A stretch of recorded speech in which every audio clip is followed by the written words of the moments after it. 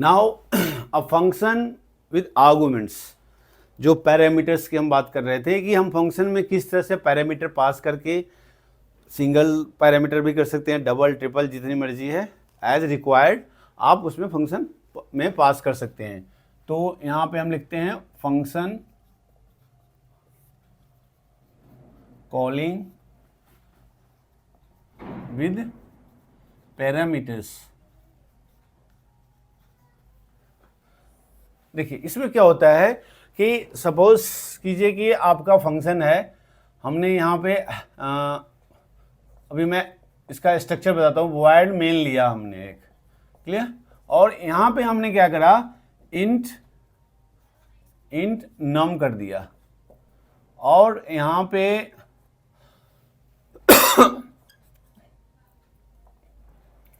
Int fact 1 कर दिया, और फैक्ट इजकल टू फैक्ट में अभी हम फंक्शन का डिक्लेरेशन करते हैं। तो फंक्शन हमारा क्या है, पैरामीटराइज है, तो हम यहाँ पे लिखेंगे इंट फन,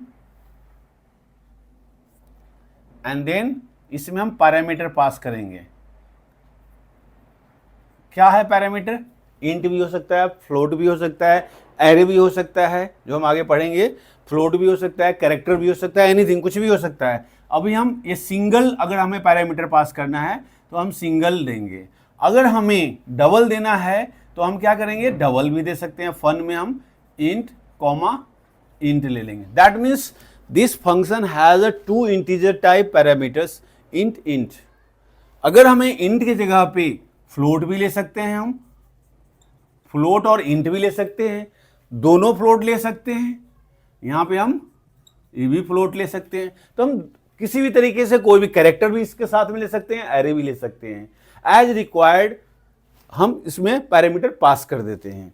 ठीक है, तो यहाँ पे अभी हम एक इंट लेके चलते हैं, क्योंकि आगे तो हम करते रहेंगे, फंक्शन सब आगे कॉल करेंगे, यूज करेंगे, तो उसमें डिफरेंट पैरामीटर्स और डिफरेंट डाटा टाइप्स का पैरामीटर हम यूज करेंगे। ठीक है, तो यहाँ पे इंट हमने एक इंटीजर टाइप पैरामीटर्स ले लिया, इसको हम आर्गुमेंट्स भी बोलते हैं, आर्ग्यूमेंट।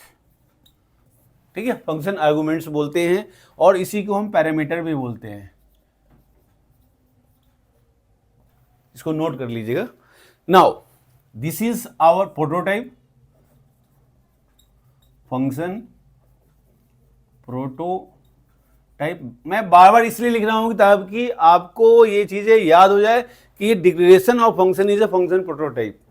ठीक है, now this one, now call the function, because function is a integer type, it return something, ये रिटर्न करेगा, कुछ ना कुछ करेगा। जब हमें कुछ भी रिटर्न नहीं कराना होता तो हम रिटर्न 0 करा देते हैं, मीन्स वो कुछ नहीं रिटर्न करा रहा। क्लियर, तो अब यहाँ पे कुछ रिटर्न करा देते हैं, तो हम यहाँ पे क्या लिखेंगे, इंट यहाँ पे हम fact 1 equal to fun, and pass क्या करेंगे, नम में कुछ वैल्यू होगा। सपोज कीजिए कि नम में हम यहाँ पे 5 डाल देते हैं, नम, तो ये यहाँ पे आर्गुमेंट पास हो गया, क्या जाएगा इसमें, 5 जाएगा, क्लोज कर दिया। ठीक है, या हम यहाँ पे सी आउट भी करा लेते हैं, सी आउट, सपोज कीजिए फैक्टोरियल है, जो भी वैल्यू होगा वट एवर वो आप फैक्ट में होगा। मैं प्रोग्राम लिखकर बता देता हूँ अभी। ठीक है, एंडल, और ये बंद कर दिया। अब यहाँ पे हम लिखेंगे इंट फन, और यहाँ पे लेंगे इंट, सपोज कीजिए एक्स ले लेते हैं, एनीथिंग यू कैन टेक, जरूरी नहीं है कि नम पास किया है तो नम ही होगा। हाँ, इंटीजर पास किया है तो इंटीजर होना चाहिए, it should be integer, because हमने इंटीजर डिक्लेरेशन किया है यहाँ पे फंक्शन प्रोटोटाइप में, और इंटीजर ही पास करेंगे, नहीं तो कैरेक्टर नहीं पास कर सकते, तो हम यहाँ पे भी इंटीजर हमें लेना पड़ेगा। क्लियर है, तो एक्स जो नम में जो वैल्यू होगी ना, वो नम में वैल्यू होगी और एक्स में आ जाएगी। जैसे ही कॉल होगा नम की वैल्यू एक्स में आ जाएगी, और एक्स के साथ आपको कोई भी काम कराने हैं, जैसे फैक्टोरियल निकालने हैं, तो आप फैक्टोरियल निकाल के उसको रिटर्न कर सकते हो फैक्ट में। क्लियर है, तो ये एक स्ट्रक्चर है, तो इसको हम प्रोग्राम में इंप्लीमेंट कैसे करते हैं, take it now.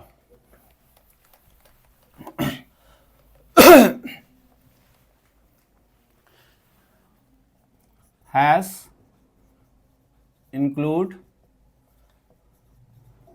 iostream.h and has include conio.h and void main and यहाँ पे हम ले लेते हैं int num and fact1 is equal to 0, इसको भी इंटीजर टाइप ले लेते हैं।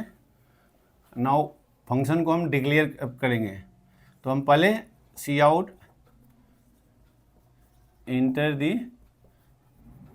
नंबर हम यूजर से इंटर करवाएंगे जिसका फैक्टोरियल हमें निकालेगा। इंटर द नंबर फॉर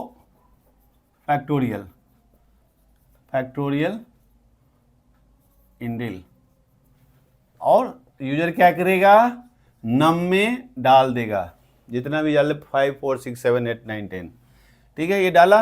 अब हम क्या करेंगे, फंक्शन को हम यहाँ पे डिक्लेयर कर देंगे। फंक्शन को हमें यहीं पे डिक्लेयर कर देते हैं। हम यहाँ पे लेते हैं int factorial and this one, और इसमें हम है ना इंट डिक्लेयर करके हम इंट पास कराएंगे। हमने यहाँ पे ले लिया इंट नम, जो नंबर हम डालेंगे और फंक्शन में हम पास कराएंगे। इंट fact1 इक्वल टू 0 डाल दिया। इंट फैक्टोरियल हमारा फंक्शन है, ये हमारा फंक्शन है, function prototype means declaration of function है, ठीक है। और इंटर नम करवा लिया। अब हम फंक्शन को क्या कर रहे हैं, कॉल कर लेते हैं। तो यहाँ पे हम कर लेते हैं fact is equal to fact1 is equal to, क्योंकि रिटर्न करेगा, क्योंकि हमने यहाँ पे क्या लिया, इंटीजर टाइप फंक्शन लिया है, तो ये रिटर्न करेगा। तो fact1 is equal two factorial, और इसमें हम पास क्या कराएंगे, नम पास करा दिया arguments and close. Now cout, इसमें कैलकुलेट करके डाल देगा, इसकी बॉडी हम आगे लिखेंगे outside of the main function. Cout the factorial is, fact में जो आया है कैलकुलेट करके, ठीक है, इंडिल। फंक्शन मेन बंद हो गया। अब हम फंक्शन की बॉडी लिखते हैं जिसमें हम फैक्टोरियल कैलकुलेट करा रहे हैं। ये है हमारा इंट टाइप, तो इंट लेंगे। फैक्टोरियल नाम है हमारा फंक्शन का, factorial, and then int x ले लेंगे। जैसा कि मैंने बताया कि जरूरी नहीं है कि यहाँ पे नम लिया है तो यहाँ पे भी नम ले, कुछ भी ले सकते हैं आप वेरिएबल, बट इंटीजर है तो इंटीजर ही लेना पड़ेगा, ठीक है। तो ये वाला जो नम है ना, ये जो नम है ये एक्स में डाल देगा वैल्यू इसकी। अब क्या करना है, हमें कैलकुलेट कराना है। तो यहाँ पे हम ले लेते हैं int fact is equal to 1, for loop लगाया, int I is equal to 1, same I less than equal to X. Now value हमारा किस में है, एक्स में है, एक्स का मेंबर ऑफ फैक्टोरियल फंक्शन। तो एक्स, अभी तक हम नम ले रहे थे, वहां पे अगर रहते तो नम लेते, क्योंकि नम का वैल्यू एक्स में आ गया। तो I less than X and I plus plus. Now fact हमारा ये वेरिएबल है, equal to fact into I, ये करेगा। फॉर लूप बंद हो गया ये आपका। अब यहाँ पे हम क्या करेंगे, इंटीजर टाइप है इसलिए हम रिटर्न करा देते हैं, return fact. Now close the braces, curly braces यहाँ पे आपका क्लोज हो गया फंक्शन का। तो ये this is the body, again repeat, body, and this is the calling of function and this is a function prototype। तो ये है हमारा function calling with parameters. Parameters may be more than one, may be one भी हो सकता है and more than one भी हो सकता है। Right this.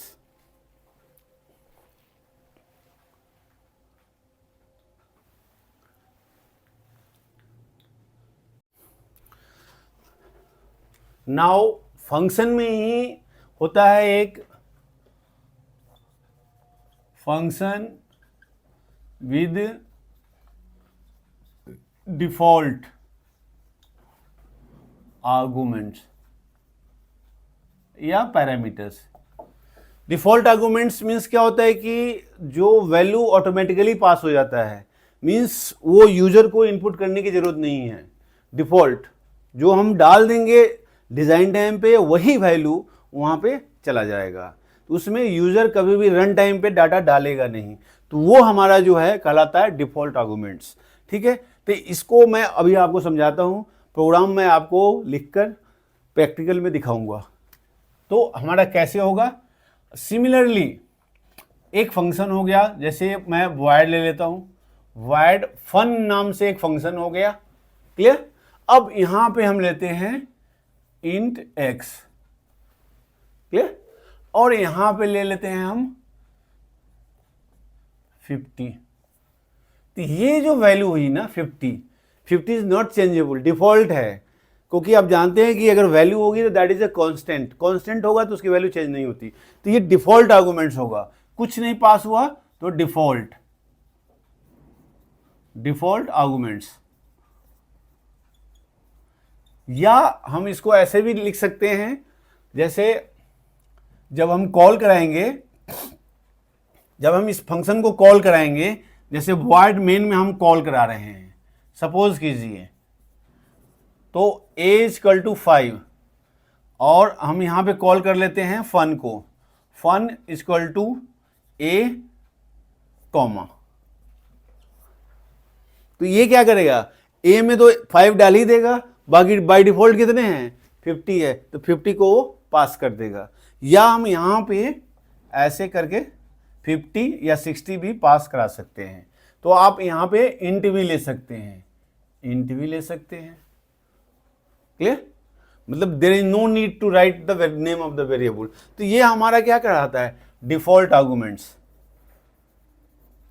Default arguments. Sometimes क्या होता है कि कुछ चीज़ों की वैल्यू जो होती है कांस्टेंट होती है, जो चेंज नहीं होने वाला होता है। जैसे मैथमेटिक्स में पाई का वैल्यू जो है 22/7 है, वो फिक्स है। तो वो चीज़ अगर हम यहाँ पे पास कर दें तो डिफ़ॉल्ट होगा, उसको तो यूजर को एंट्री कराने की जरूरत ही नहीं है, क्योंकि उसकी वैल्यू होती है अपनी, एक फिक्स वैल्यू होती है। तो उस केस में हमारा डिफ़ॉल्ट आर्गुमेंट्स काम करता है। ठीक है, अगला है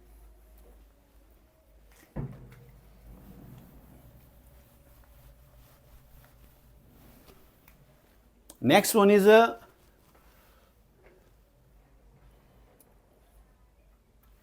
कांस्टेंट आर्गुमेंट्स।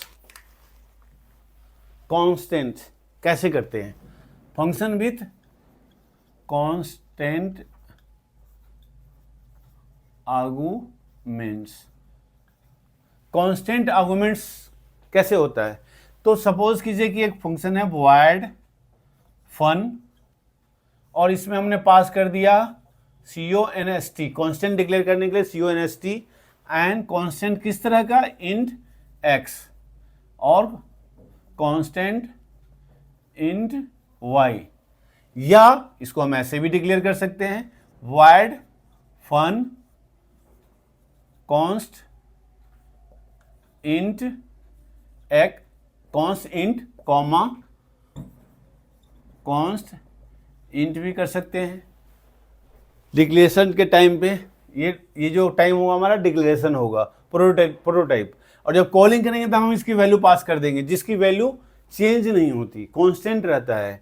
ठीक है, तो अब नेक्स्ट है, समटाइम्स वी नीड कि उसकी वैल्यू चेंज ही ना हो, इसको ऐसे भी लिख सकते हैं, void fun const int const float, ऐसे भी लिख सकते हैं। तो ये हमारा कहलाता है function with constant arguments. Clear है, तो ये हमारे फंक्शंस के छोटे छोटे चीज़ें हैं। और इसमें हम क्या करेंगे, इसमें बड़े बड़े प्रोग्राम्स राइट करेंगे कि फंक्शन आपका किस तरह से काम करता है, आर्गुमेंट्स पास करते हैं तो कैसे करता है। नेक्स्ट क्लास में हम ये भी पढ़ेंगे फंक्शन को किस मेथड से कॉल करते हैं, कितने तरह के मेथड से कॉल करते हैं? तो 2 तरह से करते हैं, एक है कॉल बाय वैल्यू और एक है कॉल बाय रेफरेंस। तो उसमें क्या डिफरेंसेस हैं हम नेक्स्ट क्लास में पढ़ेंगे। आई होप कि आप लोगों को अच्छा लग रहा होगा। अगर मेरी क्लास अच्छी लग रही है, क्योंकि मैं आपको ये नहीं है कि स्लाइड दिखाया और स्लाइड पे यहाँ पे उंगली डाल के दिखा दिया कि ये है, ये है, डिफिनीशन पढ़ के बता दिया, उससे कुछ नहीं होता। क्योंकि बहुत सारे टीचर्स ऐसे करते हैं, हालांकि अपनी अपनी मेथड्स हैं, अपने अपने समझाने का तरीका अलग अलग है। मेरा तरीका अलग है और टोटली अलग है। मैं बिलीव करता हूँ पेपर वर्क पे, बोर्ड वर्क पे और कंप्यूटर वर्क पे, तभी आप प्रोग्रामिंग सीख सकते हैं। या मैथमेटिक्स में भी आप पढ़ते होंगे तो बिना उसके बोर्ड पे लिखे हुए नहीं कर सकता। आपको कोई सॉल्यूशन दिखाएगा और ऐसे ऐसे दिखा देगा कि void found const int this that slide पे दिखा दिया, उस तरह से क्लासेस नहीं होती है। उससे आप क्या थ्योरेटिकल पढ़ लोगे, लेकिन आपका दिमाग में प्रैक्टिकली वो याद रहेगा नहीं। तो मैं आशा करता हूँ कि आप लोगों को पसंद आ रहा होगा क्लासेस। अगर पसंद आ रहा होगा तो इसको शेयर कीजिए, अपने दोस्तों में डिस्ट्रीब्यूट कीजिए, उनको बताइए, वो भी हमसे जुड़े, पढ़ें, और जो पढ़ेगा वो आगे बढ़ेगा। तो इसको सब्सक्राइब कीजिए, लाइक कीजिए और बेल आइकन दबाना ना भूलें। Thank you.